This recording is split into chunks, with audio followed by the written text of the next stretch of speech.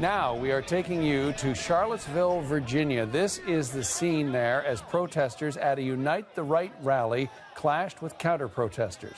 White supremacists will demonstrate next hour against plans to remove the statue of Confederate General Robert E. Lee. A similar demonstration last night also turned violent. Now, Ford Fischer is the editor-in-chief of News to Share, an online media outlet. He was at the rally last night and is at today's as well. We've reached him in Charlottesville, Virginia. Thanks for joining us, Ford. So let's begin with the scene right there around you. What's going on? Sure. So basically, you have a number of right-wing organizations such as Richard Spencer with altright.com and various Southern Confederate nationalist type groups. And then behind me, a block behind me, the Traditionalist Workers' Party, which is essentially a National Socialist or a Nazi organization in the United States, showed up. On this street, there are militia members, basically guys with guns who are remaining neutral and trying to keep the whole thing separate. Police have actually taken a pretty hands-off approach, which has led to several brawls already. So as Richard Spencer walked in, Antifa attempted to pepper spray him. I think they missed him, but they hit me. And then additionally, when Matt Heimbach, the leader of the National Socialist organization, Traditional Workers' Party, walked in, there was a giant brawl, including at least 40 people over there. And both sides were deploying pepper spray and using the wooden part of a flag to basically hit one another. So it's sort of an all-out street war so far. And to my knowledge, no arrests have been made. Police are circling above in helicopters, but have mostly remained at the periphery of this and between the two organizations up on the park. But as far as kind of brawling in the streets, cops are kind of letting it happen. Now, folks who haven't been to Charlottesville should know it is normally a pretty quiet university town with a pedestrian shopping area in the middle of it. But it has recently become the source of controversy because of the Confederate General Robert E. Lee, the statue to him, that there's been a battle to remove that statue. Walk us through some of that. Yeah, so it's become this weird focal point for this sort of culture war between the right wing and the left wing, in that the right wingers support keeping the statue here at what they refer to as Lee Park, whereas the town and the townspeople, who are predominantly liberal, want to change the name to Emancipation Park and take the statue down. So an otherwise very progressive town has become this kind of hotbed for alt-right and dare I say, Nazi activity, which is something that kind of tends to terrify the locals, which are mostly based around University of Virginia, right? So we spoke to a lot of UVA students who are living here during the summer, and most of them are shocked to see what is happening kind of at their college campus and around in their community. So we're seeing what is surrounding you now. There was violence last night, torchlight rallies, people being injured there. July, the Ku Klux Klan descended on the city. So what has the city's response been to all of this? So the city has had, and you can see that there's fighting going on behind me at this exact second. I don't know how far into the distance it is and whether you're able to see that, but they're kind of coming up on us, so I may have to move a little bit, but we're staying on the line. The city has mostly responded by trying to separate the two sides. At the Klan rally, the failure of it was actually that they had a hard time separating them after they all started leaving. But this has been treated sort of like a military operation by both sides. So you can see what's happening with these are the right-wingers behind us, who are all using basically shields. Many of these guys have the icon of the Traditionalist Worker Party. So these are literal National Socialists. These guys are Nazis. And they're trying to rush back all the way up the park without being attacked. To answer your question, as you can see, cops aren't super involved in this otherwise rather sort of provocative situation. Okay, Ford, we don't want you getting hurt out there, so if at any time you need to stand aside, please do so. We want the story, but we want you safe as well. I've got Alejandro Alvarez with me, who's my interim news director. He's kind of guarding my back right now so that I don't have to have eyes on both sides of my head. Okay. But although there isn't specific targeting of press, they haven't been afraid to get press on the crossfire. I've been pepper sprayed by both the left and the Nazi side, and in fact, this iPhone is mounted on top of my camera, which you can see got kind of paint bombed. So there's pink paint all over my camera as well. I think we've got time for just one more question. Sure. Describe exactly what's happening. We could see the guys with the shields moving off. Were they just marching, or were they being forced back, or what's the dynamics of what's happening on the ground there? Right. So the right-wingers are permitted to be up in the park, which is up in this direction. Mostly the anti-fascists, the clergy, the militia, kind of all of the people who aren't loosely affiliated with Unite the Right are out on the street. The problem is, obviously, it's not like the right-wingers can be airdropped into the middle of this. So they have to go through the left wing to get in, and that's where they've predominantly been attacked. The left-wingers aren't really gaining any ground on the actual hill, but they're able to attack them as they come in, and that's when the majority of the fighting's been happening. Ford, thank you so much for this. Listen, take care of yourself. We'll be checking in with you throughout the day, but I really appreciate your time and your reporting on this. All right. Thank you for paying attention to what's going on in America, guys. Absolutely. Ford Fischer, editor-in-chief of News to Share, an online media outlet, and he is in the thick of things in Charlottesville, Virginia. To the U.S. state of Virginia now, where more violence has erupted in Charlottesville. This over the fate of a statue of General Robert E. Lee. Now, march last night against its planned removal ended in shoving matches and blows with counter-protests. And those clashes broke out again today at a much larger rally.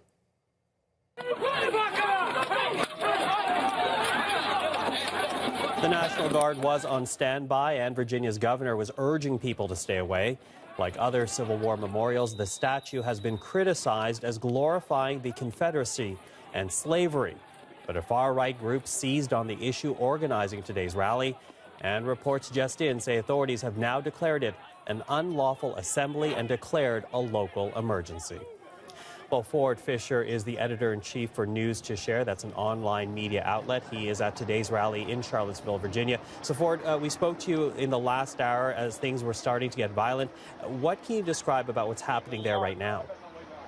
So, since the last time we talked, basically what happened is that before, as I was describing, the Unite the Right rally was very separated from the left-wingers. There was kind of this attacking as the right-wingers entered.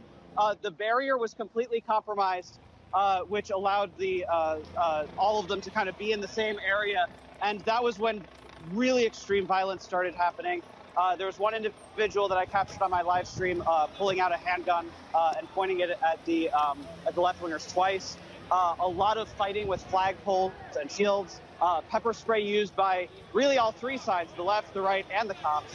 And since then, the police ended up taking the entirety of Lee Park, declaring it an unlawful assembly, and I've just heard that that Virginia has declared a state of emergency. Now, as you say, Charlottesville, Virginia declaring this local state of emergency. The governor is now also declaring a state of emergency to aid the state response.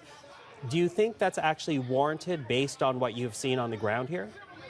Absolutely. The police, frankly, I thought they were going to do a much better job of keeping the peace, and they didn't. The police had an extremely hands-off approach to this. And it led to massive violence that they ended up being unable to control. And now at this point, it seems like, at least from their perspective, they had no choice but to do so. So at this point, many of the right-wingers have kind of dispersed, and it's entered the rest of the streets. But as recently as 5 minutes ago, I was filming one individual had taken a flagpole to the head, and his head was completely bloodied, so the fighting continues. Now, as you said, you thought police might do a better job in terms of quelling any type of violence from actually erupting. That hasn't happened here, but tell us about the police presence. What's it like on the ground? How many officers are you seeing? The type of equipment they're now using? Right, so basically, I don't think that they've actually changed equipment so much as they've sent in the guys who were set up in advance with the heavier equipment, right? So there weren't a ton of riot shields kind of out and about in the beginning, but now every cop has a helmet on with a face guard. Most of them have riot shields. They've started deploying the pepper spray, so their equipment has gotten a lot more advanced. And as you can hear, there's been a helicopter circling us this entire time. In reality, though, the militia has been much more involved directly on the ground, issuing first aid and trying to keep the protesters apart. The police really haven't put themselves in between the two sides very much. They've kind of popped in from the periphery, and they're trying to keep a structure, right? They're trying to keep territory that they're evacuating everybody from, but they're not getting in the middle of this. Ford, thank you for that. We'll speak to you again a little later. That is Ford Fischer, the editor-in-chief of News to Share. That's an online media outlet, and he joins us right now at the rally in Charlottesville, Virginia.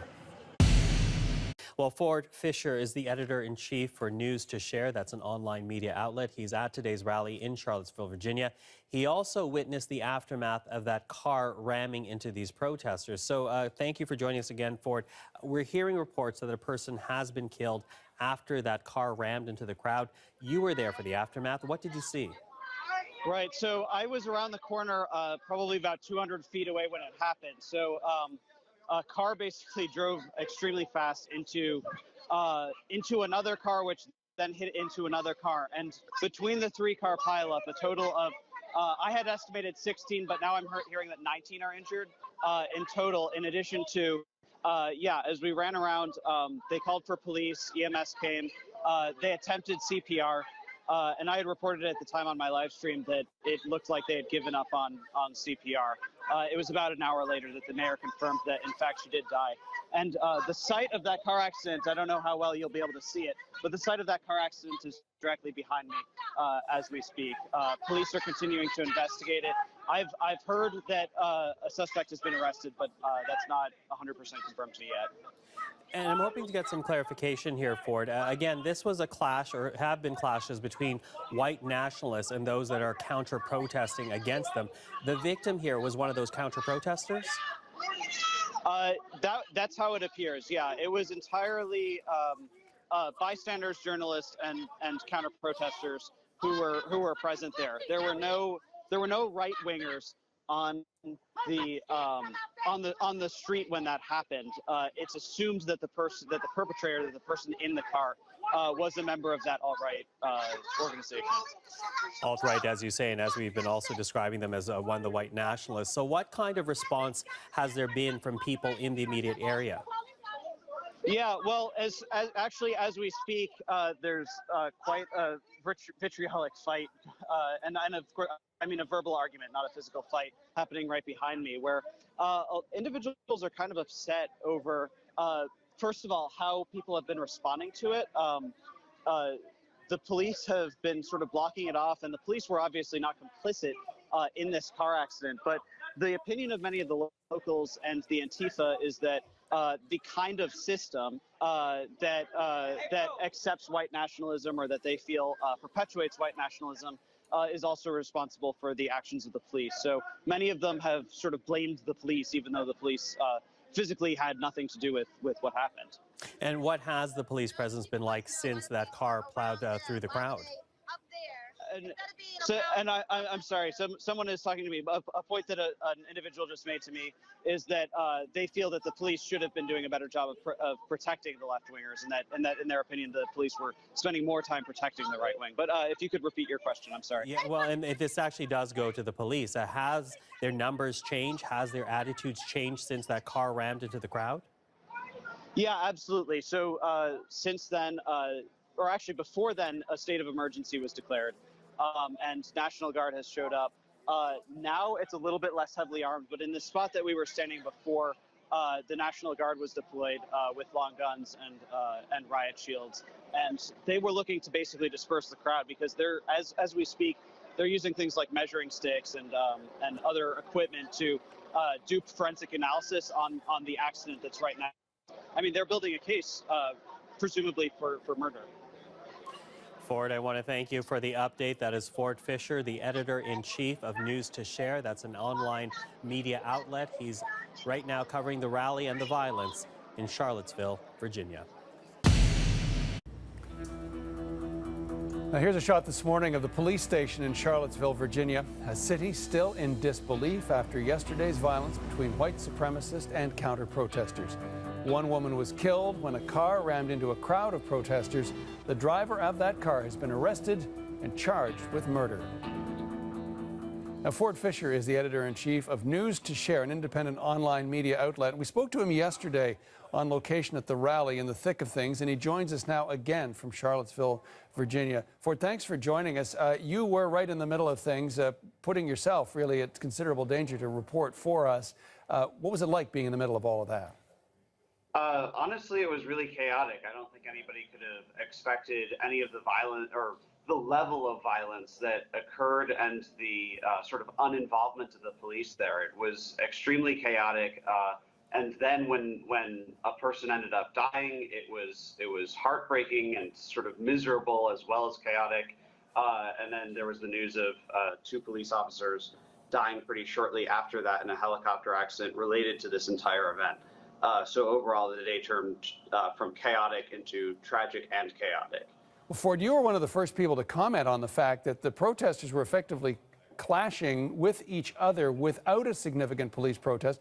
Protesters allowed in wearing helmets, with shields, themselves effectively wearing riot gear. Have you been able to determine any reason for why the police stayed on what you described as the periphery yesterday?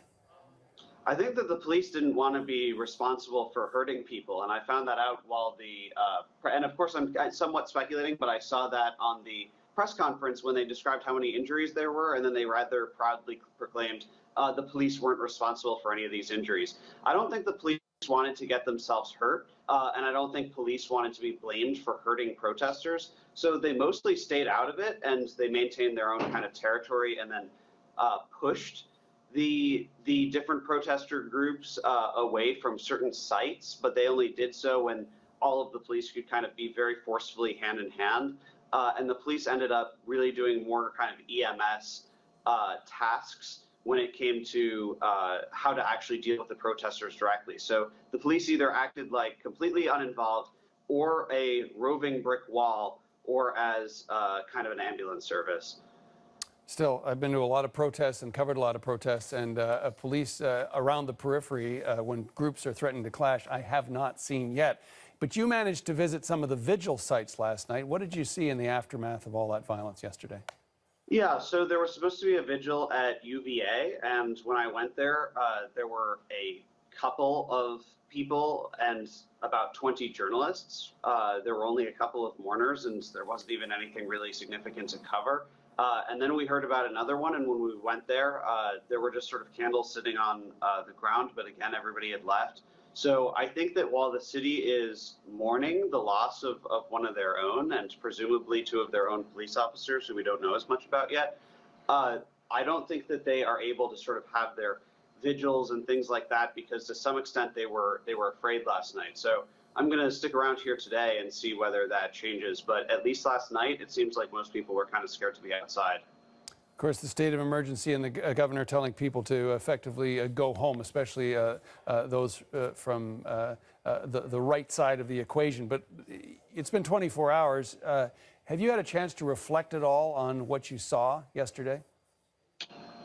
Yeah, I've been able to talk to other journalists about it and think about it, but the reality is that it probably makes it worse to think about it more. So yesterday, as you know, if you saw my reporting on CBC television, I was there when when they gave up on administering CPR. I reported at the time that it looked like she had died, and an hour later they confirmed that that was true. For a lot of people there, that was incredibly emotional, and it was sort of really hard to comprehend because everybody expected there to be violence, blood, people hitting each other with shields and pepper spray, and even pointing guns at each other to some extent, which we also witnessed. But the fact of somebody dying, and particularly because that individual seems to have been a bystander, that was really, really heartbreaking in a way that I think is hard to process. And even among the right-wingers online, some of them are still making jokes about this sort of thing, but I think some of them have realized how in over their head they were. Many are calling this a pivotal moment for the United States. Why do you think people are saying that? Well, I think it does speak to the nation's identity. I think there has to be a sense of national unity against generally hatred, but also violence. I think there has to be a realizing that left-wing versus right-wing violence in the streets where people are hitting each other with shields and pepper spray, it was kind of symmetrical, right? It was both sides with shields, weapons, that kind of thing, hurting each other. There happened to be this one separation from that format, which was the car that ended up being deadly. But generally speaking, I would ask both sides, do you actually feel like you accomplished what you were hoping to for politics to the right side? Do you actually think you supported Trump? And are the sorts of politics you support actually being installed into the anti-fascists? Is literally beating the racism out of somebody actually going to work? I think that it's a time for the nation to reflect on whether we need to sort of return to peaceful discourse. And it also gives a chance to the politicians who claim to be against this kind of hate to put their money where their mouth is, right? How strongly will they condemn this sort of act? Or are they going to kind of circle around it and not exactly condemn the real enemies of hatred and that sort of thing? People were debating very much whether Donald Trump's statement was kind of sincere or whether he was really willing to name the enemy. He never mentioned white supremacists. He never mentioned Nazis. He said there was hate and violence from all sides, and that's a phrase that he used a couple of times, which was rather concerning to people critical that the White House had pandered to people like this in the past. Ford, I want to thank you for your reporting on this, both yesterday in the thick of things and again today. And it looks like it has dissipated there in Charlottesville. But as you say, the issues and the debate is going to go on for a long time. Ford Fischer is the editor-in-chief of News to Share, and he spoke to us from Charlottesville, Virginia. We'll continue to track developments out of Charlottesville today. Stay with us for the very latest. You're watching CBC News Network. Headlines are next.